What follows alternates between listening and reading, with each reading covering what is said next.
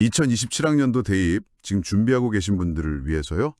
저희가 2027학년도 대입 정보 1구 자료집을 한번 같이 파헤쳐 보려고 합니다.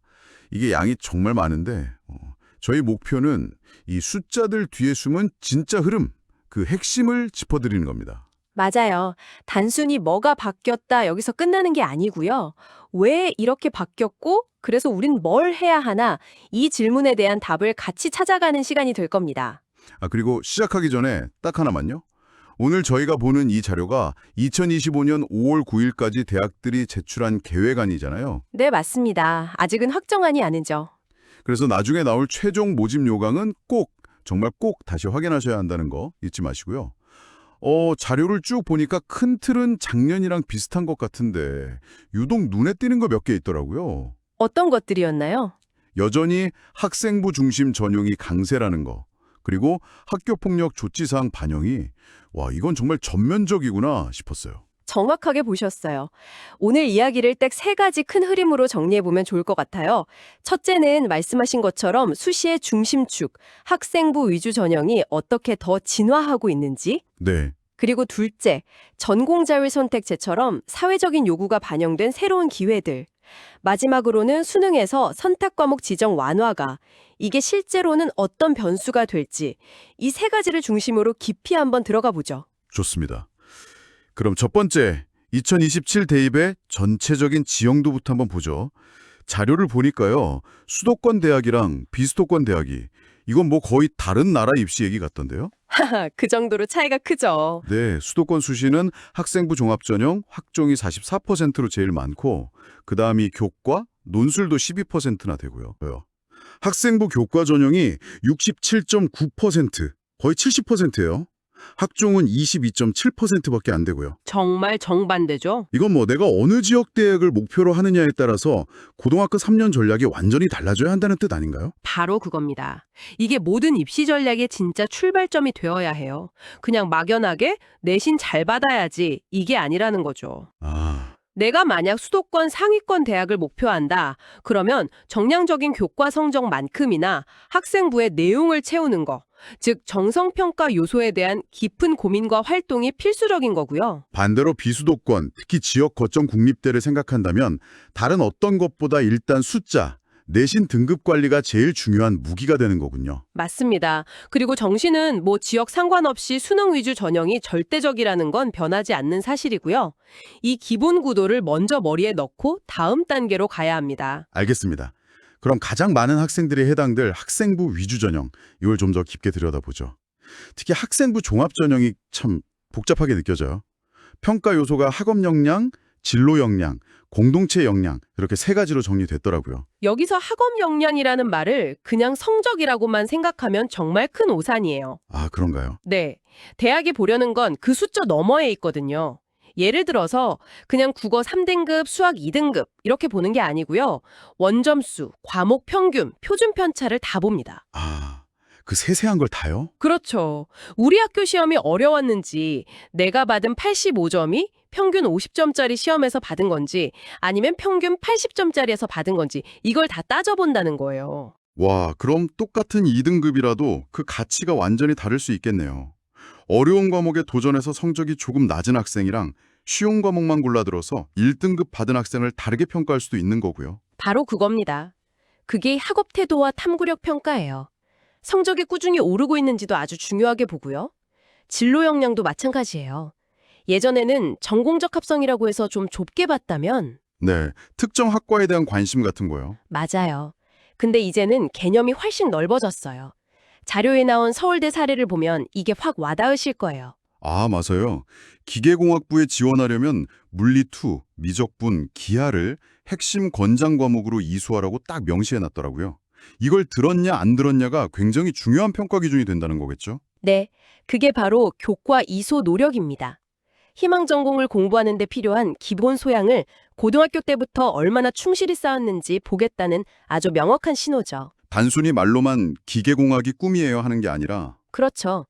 그 꿈을 위해서 가장 어렵지만 핵심적인 물리투를 피하지 않고 도전했다는 그 사실 자체가 강력한 증거가 되는 겁니다. 그렇군요. 그럼 학생부 교과 전형은요?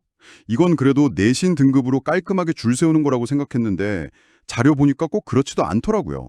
숙명여대가 서류 30%, 한양대도 10%를 반영하기 시작했고요. 정확히 보셨어요. 이게 최근 상위권 대학의 아주 중요한 흐름이거든요. 아니 멀쩡하게 등급으로만 뽑던 교과 전형을 왜 굳이 복잡하게 서류 평가를 넣을까요? 그러게요. 대학 입장에서도 더 번거로운 일 아닌가요? 그 번거로움을 감수하는 이유가 있죠. 바로 고교 현장에서 쉬운 과목만 선택하는 걸 걸러내고 싶기 때문이에요. 아, 교과 성적은 좋은데 아까 말한 물리2처럼 꼭 필요한 어려운 과목은 쏙 빼고 쉬운 과목만 들어서 만든 1등급이라면 대학 입장에서는 반쪽짜리 인재로 볼 수밖에 없는 거죠. 그래서 서류를 넣어서 뭘 들었는지 보겠다. 네, 어떤 과목을 이수했는지, 세측에 어떤 탐구 활동이 기록되어 있는지를 최소한이라도 확인하겠다는 겁니다. 결국 교과 전형조차도 이제는 학생부에 내용이 중요해졌다는 거네요. 게다가 블라인드 평가니까 학교 후광 없이 오죽 기록된 내용만으로 승부해야 하고요. 맞습니다. 학생부의 글자 하나하나의 무게가 훨씬 더 무거워진 셈이죠. 학생부의 모든 기록이 중요해졌다고 하니까 바로 이지제로 넘어가야겠네요. 2027 대입의 가장 뜨거운 감자, 학교폭력 조치상 의무 반영입니다. 이게 그냥 감점 요인 정도가 아니라 거의 탈락 요인처럼 보이던데요. 이건 영향이 있다 수준이 아니에요. 결정적이라고 봐야 합니다. 몇몇 대학 사례를 보면 정말 충격적일 정도예요. 어느 정도길래요? 예를 들어 서강대나 성균관대는 학교폭력 조치 2호 이상만 돼도 그냥 부적격 처리해요. 지원 자체가 없어지는 거죠. 잠깐만요. 2호 조치요? 청취자분들을 위해 부연하자면 이게 뭐 엄청난 폭력 사건이 아니어도 나올 수 있는 조치잖아요. 그런데 그걸로 그냥 아웃이라니. 정말 강력하네요. 그렇죠. 그런데 성균관대는 여기서 한술 더 떠요. 교과나 논술 전형에서는 가장 가벼운 1호 서면 사과만 받아도 총점수에서 100점을 감점해요. 100점이요? 100점이요? 그건 다른 과목에서 만점을 받아도 절대 만회할 수 없는 점수 아닌가요? 그렇죠. 사실상 1호만 있어도 지원하지 말라는 신호나 다름없는 겁니다. 와, 다른 모든 조건이 완벽해도 학폭 기록 하나 때문에 불합격할 수 있다는 걸 명확하게 보여주는 거죠. 중앙대도 8호, 9호는 부적격 처리하고요. 중요한 건 이게 수시뿐만 아니라 정시에서도 똑같이 적용된다는 점이에요. 아, 정시에서도요? 네, 이제 학교폭력 기록은 당락을 가르는 핵심 변수가 됐다고 봐야 합니다. 이건 정말 심각하게 받아들여야 할 부분이네요. 자, 그럼 조금 분위기를 바꿔서 새로운 기회에 대한 이야기를 해볼까요? 아직 진로를 명확하게 정하지 못한 학생들에게는 전공자율 선택제 확대가 정말 반가운 소식일 것 같아요. 네, 그럴 수 있죠. 자료를 보니 유형 1과 유형 2로 나뉘던데 어떤 차이가 있는 건가요? 쉽게 말해서 선택의 폭이 얼마나 넓으냐의 차이예요. 유형 1은 우리가 흔히 아는 자유전공학부 같은 개념입니다. 일단 입학한 다음에 의대나 사범대 같은 일부를 빼고는 그 대학의 거의 모든 전공 중에 고를 수 있어요. 와, 정말 자유도가 높네요. 그럼 유형 2는요? 유형 2는 계열별 모집이라고 생각하시면 편해요. 예를 들어 공과대학으로 넓게 입학한 다음에 그 안에서 기계공학과나 전자공학과, 신소재공학과를 선택하는 방식이죠. 아하, 큰 틀은 정해져 있는 거군요. 맞습니다. 사회과학 계열로 입학해서 정외과나 행정학과를 고르는 것도 마찬가지고요. 유형 1보다는 선택의 폭이 좁지만 큰 방향성은 정해져 있는 거죠. 그럼 이런 전공자율 선택제에 지원하는 학생은 학종에서 어떤 점을 어필해야 할까요? 저는 아직 꿈이 없어요. 라고 솔직하게 말할 수는 없잖아요. 아하, 아주 좋은 질문이에요. 이건 꿈이 없다가 아니라 넓은 분야에 대한 탐구 역량을 갖췄다로 접근해야 합니다. 아, 관점의 전환이네요. 네. 예를 들어 유형 1에 지원한다면 특정 전공에 얽매이기보다는 인문, 사회, 과학을 넘나드는 융합적인 탐구 활동이나 다양한 독서 경험을 보여주는 게 중요하죠. 나는 이렇게 다양한 분야를 탐색했고 그 과정에서 주도적으로 지식을 확장하는 능력이 있다. 이걸 보여주는 거예요. 새로운 기회가 열린 셈이군요. 수능에서도 큰 변화가 있어요. 특히 자연계열 지망생들한테는 정말 큰 뉴스일 텐데. 네, 그쵸. 네? 예전에는 의대나 공대 가려면 수학은 무조건 미적분이나 기하, 탐구는 과탐을 봐야 했는데 이 필수 지정을 폐지한 대학이 많아졌어요. 그럼 이제 이론상으로는 확통이랑 사탐 보고도 의대에 지원할 수 있게 된 건가요? 네, 이론적으로는 문이 열렸습니다. 하지만 현실적으로는 그 문을 통과하기가 거의 불가능에 가까운 일종의 함정이 될 수 있어요. 함정이요? 아니 왜죠? 대학에서 지원 자격을 열어줬는데 왜 함정이라고까지 표현하시는 건가요? 핵심은 표준 점수 때문입니다. 이건 대학이 정한 규칙이 아니라 수능 점수 산출 방식 자체의 문제거든요. 아, 통계적으로 보면요. 같은 원점수 100점을 받아도 수학에서 미적분을 선택한 학생의 표준 점수 최고점이 확통을 선택한 학생보다 적게는 3점, 많게는 10점까지도 높게 나와요. 10점이나요? 와, 그건 정말 엄청난 차이인데요? 그쵸. 1, 2점 차이로 당락이 갈리는 최상위권 학과, 특히 의대에서 이 10점의 격차를 다른 과목에서 따라잡는다는 건 사실상 불가능합니다. 그러니까 대학은 누구나 지원하세요라고 문은 열어줬지만 막상 성적표를 받아보면 미적분이랑 과탐을 선택한 학생들만 그 문을 통과할 수 있는 점수가 나오는 구조인 거죠. 이건 어떻게 보면 학생들에게 굉장히 불공평하게 느껴질 수도 있겠네요. 확통을 좋아하지만 의사가 되고 싶은 학생은 시작부터 엄청난 페널티를 안고 가는 셈이니까요. 맞아요. 그래서 선택의 폭이 넓어졌다는 말에 현혹되면 안 되고요. 여전히 내가 목표하는 대학과 학과에서 고득점에 유리한 과목을 선택하는 게 현실적인 전략이라는 점은 변하지 않았어요.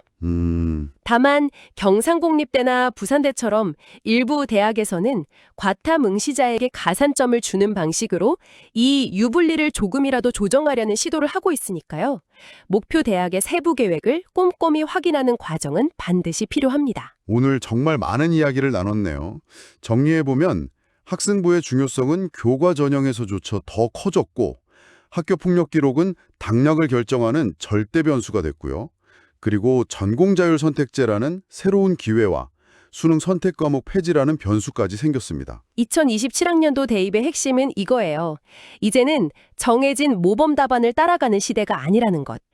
나의 강점이 내신 성적인지, 깊이 있는 탐구 활동인지, 아니면 수능인지 냉정하게 파악하고 그에 맞춰서 나만의 입시 전략을 설계하는 과정이 그 어느 때보다 중요해졌습니다. 네. 오늘 저희가 함께 분석한 이 내용들이 지금 듣고 계신 분들이 자신만의 입시 지도를 그리는데 훌륭한 나침반이 되었으면 좋겠습니다. 마지막으로 혼자 더 깊이 생각해 볼 만한 질문을 하나 던져드리면서 마무리할까 합니다. 오늘 이야기 나눈 것처럼 대학들은 전공 자율 선택제를 확대하면서 학생들에게 더 넓은 탐색의 자유를 주는 것처럼 보여요. 하지만 동시에 서울대 사례처럼 전공 연계 교과목을 콕 집어 제시하면서 고등학교 때부터 깊이 있는 준비를 하라는 어떻게 보면 정반대의 신호를 보내고 있거든요. 이 두 가지 상반된 요구 속에서 당신은 넓은 탐색과 깊이 있는 준비 사이의 균형을 어떻게 찾아가시겠습니까?